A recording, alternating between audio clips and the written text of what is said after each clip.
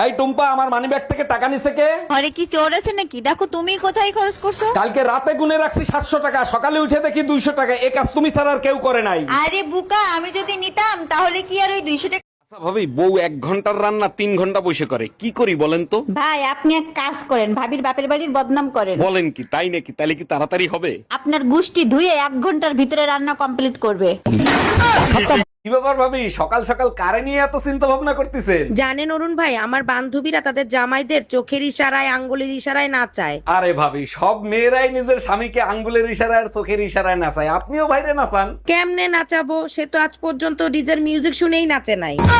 পাশের বাড়ির আন্টিতে দেখলাম কাঁদতেছে, কি হয়েছে? ওনার পুত্রের বউয়ের এইবার মেয়ে হয়েছে, তার জন্য কাঁদতেছে। এটা কোনো কথা? এখন আর কেউ ছেলে মেয়ের ভেদাভেদ করে? আরে ওনার পুত্রের বউ তো আর শাশুড়ি হওয়ার যন্ত্রণা ভোগ করতে পারবে না, তার জন্য আচ্ছা ভাবি, আপনি যে দিন রাত 24 ঘন্টা কাজ করেন, আপনার কষ্ট হয় না? কি যে বলেন অরুণ ভাই, 24 ঘন্টা কোথায় কাজ করি? সকাল থেকে রাত 10টা পর্যন্ত সংসারে কাজ করি। আরে ভাবি, আমারে ফাঁকি দেওয়া অত সহজ না। কাল রাত 2টোর সময় আপনার নুপুর আর চুরির আওয়াজ পাইছি। আরে অরুণ ভাই, ওই কাজ তো আমি করি না, আমি তো শুয়েছিলাম। ওই কাজ আপনার ভাই করছে।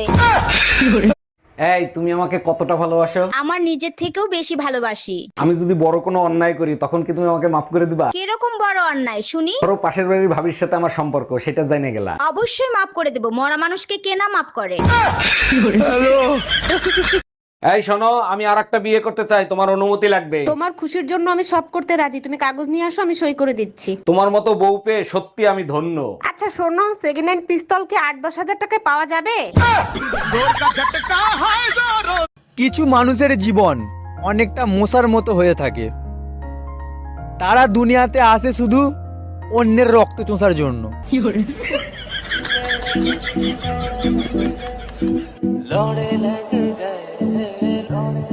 নান্টু ঘটক আপনার ছবি দেখাইছে, আপনাকে আমার পছন্দ হয়েছে, আমি বিয়ে করতে রাজি। আমিও আপনার ছবি দেখছি, বিয়ে করতে আমার কোনো সমস্যা নাই। দেখেন, আমার হাসিটা কিন্তু খুবই বিচ্ছিরি, সামনে থেকে 2টো দাঁত পোকে খাওয়া। আপনি টেনশন নিয়েন না, বিয়ের পরে আমি আপনাকে হাসার সুযোগ দিব না। কে এত সকাল সকাল দরজা নক করতেছে? ভাই আমি বাড়িওয়ালি, ঘর ভাড়া নিতে আসছি, ঘর ভাড়া দেন। আরে ভাবি, কি ঘর ভাড়া দিয়েছেন? সারা রাত শুধু ঈদুন নাচে ঘুমাতে পারি না। 1000 টাকার ঘর ভাড়া ইঁদুর নাচবে না তো কি মাধুরী নাচবে? এই শোনো না, মাংস খাইতে ইচ্ছা করতেছে, আজকে একটু মাংস রান্না করো না। আচ্ছা ঠিক আছে, এলাচি শেষ হয়ে গেছে, এলাচি নিয়ে আসো। শোনো, বড়দের সম্মান দিয়ে কথা বলা শেখো, এলাচি আমার মায়ের নাম। এই শোনো, আম্মা জানার নাই, শেষ হয়ে গেছে। हम इसका पति है, हमको सिर्फ फांसी का।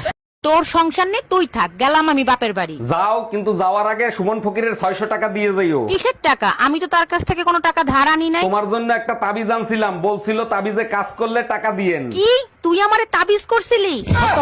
এই 10,000 টাকা রেখে যাও, পয়লা বৈশাখের মার্কেট করতে যাব। আমি তো টাকার গাছ লাগাইছি, নারা দেবো পর্বে আর তোমারে দেবো। দেখো, এইটা আমাদের মানিজ্যতের বিষয়। পয়লা বৈশাখের আগেই আমার মা আসতিছে। এইটা কেমনে সম্ভব? বৈশাখ আসার আগেই কাল বৈশাখী আসতেছে।